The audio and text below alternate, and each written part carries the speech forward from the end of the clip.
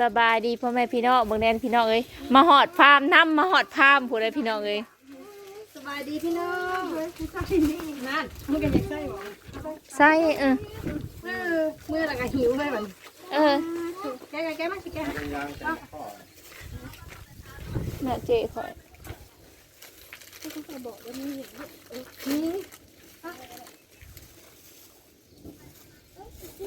ก็ได้ถูกคนไปแล้วจังเลนเรากระเมื่อเราเอาได้นะใช่ไหมมันสิเทิงเตยไม่แสจ้านะเท้า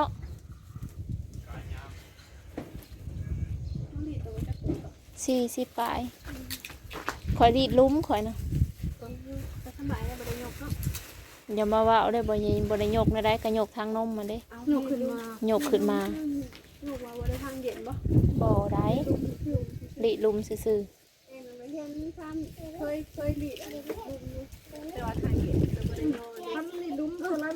ให้คอยไปหาเที่ยวไปหาหน่อไม้ไม่ได้เที่ยวไปหาจุเพิ่นนะไม่ได้เพิ่นมันไก่หรือมันไก่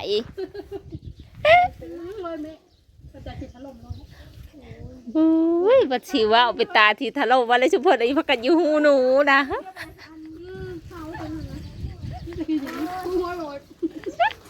บ่ได้เขาระเบิดคู่มือเลยเท้าขับมาได้ยินเสียงระเบิดเลยได้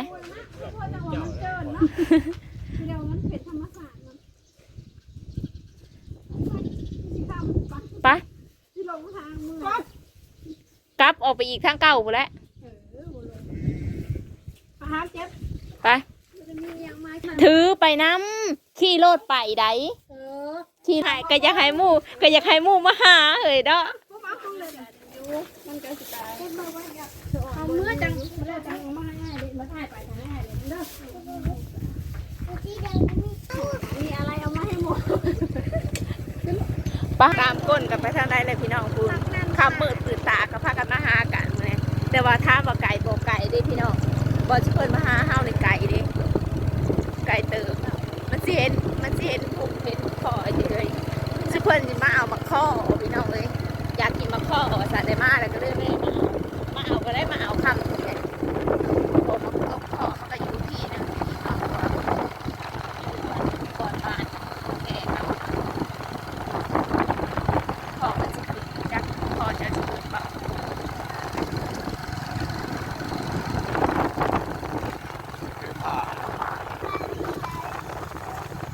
ดีแล้วต้นดีแล้ว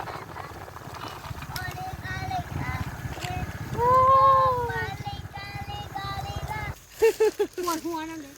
หัวลุ่มแมงต้นนี้ทุกว่านั่นดิหนักข้อยังแค่มันยังก็อุ้ยยืนเฮ้ต้นนี้ทุกคน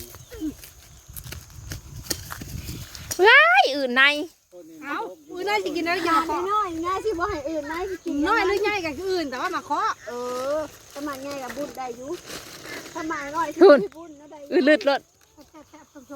แซ่บๆสมๆป่ะจ๊ะบุได้พี่น้องมาใส่พ่อดอกแท้ขึ้นเอามาข้อหายบุได้พี่น้องเอ้ยไปหาหน่อไม้ซองเถื่ออะไรได้พี่น้องให้เลยอันแรกกันว่าซะตะกี้อ่ะพ่อดอกแท้พ่อละเนี่ยคือบ่ให้เรามาโลดให้เราแล่นมาเอาโลว่าซะยืนไม้ยืนเอาเลยบ่ไม้นะเฮ้ยดอกแท้พี่น้องขึ้นหอดปลายเลยดกย่อยอยู่เทิงนะเฮ้ยงามาข้อมันหมั่นฮะงามาข้อมันหมั่นยุ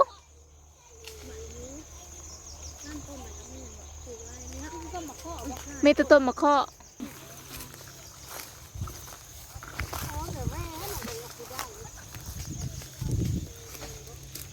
โอ้มันคือหล่นถิ่มเบิดแล้วเฮ้ยโอ้ยถิ่มลงมาเบิ่งคนในเท้า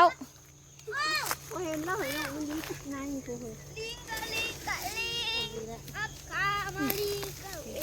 เพลงเด็กน้อยเนาะภาษาอย่างภาษาผู้ลายอย่างเช่นตุงซาฮูล่ะหูทอนเอาคาชิโยนถิ่มออกมาอีกแล้วถิ่มลงมาโลดเอานี่มาเก็บเอานี่ซองงานนี่แม่มาแกะว่าแม่แป้งมันร้อนมันละแป้งแล้วมันมืดผูกเอาแม่เท่าหาใส่เฮ้ย ได้กินมะข้อแล้วอะซะ จะหลายๆคนคืนหายบ่ไปอยู่อันเพราะอันเลี้ยงน้องที่หาปีบ่ได้กินมะข้อเด้อก่อนย่าแม่ขนุนค่ะเนาะ เจ้าน่ะเธอน่ะลงมาแต่เฮิงได้ โอ้สังก็ขึ้นลงในกันหลายปีแล้ว3 4 ปีผักตอนแม่ขนุนเพิ่นเฮาบ่ฮู้เพิ่นอยู่แถวนี้เนาะเยื่อแม่ขนุนน่ะยายเป็นคุแล้วก็เป็นขนุนน่ะ ได้สิ บ่จักว่า ทีมลงมาโลดเฮ้ยถือกระย่าดอกบ่แม่นถือข่อย เย็นๆได้บ่มันถึงข่อยบ่เราเนี่ย ตัวมันหล่นน่ะเก็บเอาเด้อเฒ่าเสียดาย ขึ้นบ่ง่ายๆนี่นะเฮ้ยอยู่ป่าแล้วสุดนี้สิไปหับมา คือเอา3ตัวตาย ลากออกมาพี่น้องพี่ตี้ บ่เก็บนี่ดอกแน่นอนตัวมันร่อนนี่น้องไฮซีดับเลย น้องให้สีดำอีเลยโอ้ยพอแล้วให้น้องเอามาเล่น ยังอยู่เด้อซื้อ2นมพุ่นเลย อีหยังนะเฒ่า ฮะน้อย อีหยังนะเฮ้ย ต้นนี่นะยังบนซุกนี่นะต้นนี่นะดกนี่ โอ้ย อายุมันมีใบมันท่วงป๊อกบ่อยู่บ่ได้มันร่อนแล้วน่ะอย่าให้เลือนในตะลุ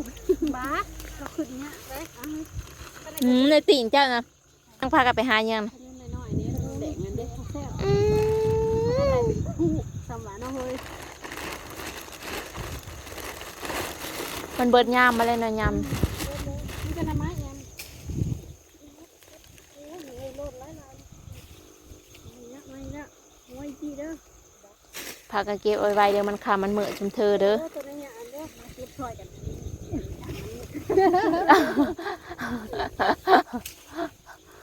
มารอบหน้าก็เอาตาเถามาเด้อ รอบหน้าคน โอ้ยข้างสามเถาเอ้ย มาเบิ่งก่อนเอาไปมาเบิ่งทางก่อนสำรวจก่อนไหมเถอะ สำรวจให้เมียสำรวจก่อนบ่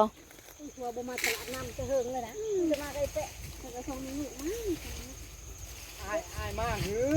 ตอนเด็กพกข้อปู ได้แต่มันบ่มีมาแดงเนาะขนาดมาละเสือเบิดแล้วตัวขอบคุณ เท่าแก่ค่อย ลูกน้องก็ได้ละสิว่าแล้วตายแล้วเขาไปเฮา ปุ้ยงานนะคือหมากลำไยนี่เป็นผัวอยู่ เฮาคือบ่เห็นครับ งานนี้คือพัก เฮ้ยหักลงคักร้ายเฮ้ย ขนาดเฮาบ่ได้กินได้เฮ้ยมัน เธอหนาวบ่ได้กินได้เท้า ให้เขากินไปได้เนาะหมาก็ดีคืนนู้นแบบมีเศษหัวเนาะเฮ้ยเต็มหัวเลย นี่กระดกมา ทำกระไดย่อนิดน้อยไม่เห็นก็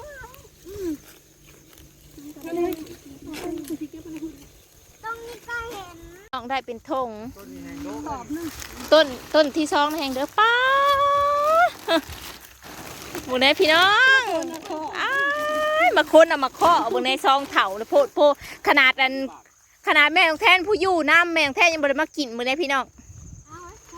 ฮุบอันนะเฮ้ยเอาเมื่อพากันแบ่งขี้แตะเอาเพื่อเอาแท็กนั่นเด้ พอแล้วมาก่อนอยู่ในจ อืม ำเดี๋ยวเขามาคืนได้เอง บุญในพี่น้องเฮาก็แบ่งเอาน้อยหนึ่งปุ้ยพากันเมื่อ ขอบใจหลายๆบ๊ายบายลูกบ๊ายบายป้าลุงน่าจะมาหากันใหม่ ค่ำแล้วจ้างกันแล้ว เขาค่อยหน่อยซองทุ่มตัวเองยังไม่ได้ตกได้ เพิ่นโดนเนื้อบ้านเฮาไว้จะตื่นจะเพิ่นอันนี้มันทุกข์ฮัลโหล อันนี้สนามแข่งสนามอันรถแข่ง น้ำมีปาก สนามบีบาก เท่าแก่ เท่าแก่ข่อย ไม่ไปทุกคนสนุกจังเลยบ๊ายบายได้นะ เฮาก็แบ่งเอาน้อยหนึ่งพี่น้องไว้กินมื้อนี้ยังโดกอยู่นะผู้ ใครเขาเห็นแล้วไปนะ ฮานะพี่นี่ง่านี่ก็ยังต้นนี่แห้งก็ยังโดกนี่ หักต้นนี่ลายเลย ต้นนี่ลายไปเมื่อเฮาก็แบ่งเอาน้อยหนึ่งพี่น้องเมื่อไว้กิน ไปขึ้น ขึ้น ไปดูอ่ะ ไปโอ้ยจะพูดว่าคนซองเถามา ขาตั้งนี่นะ บ้านเท่าแก่เอา เดี๋ยวยัง แม่บักหน้า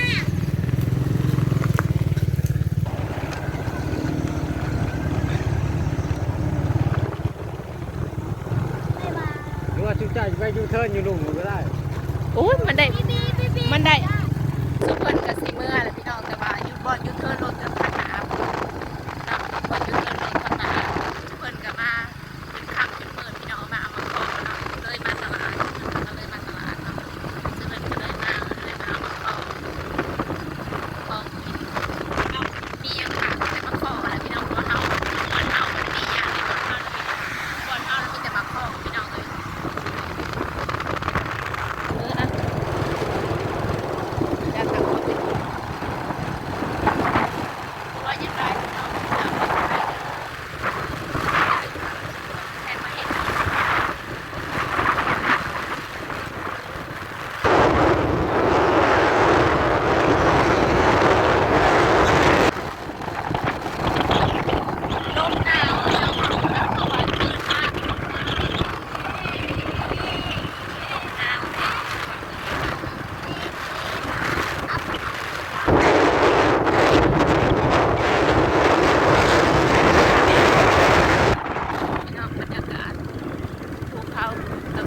ได้ยังแจก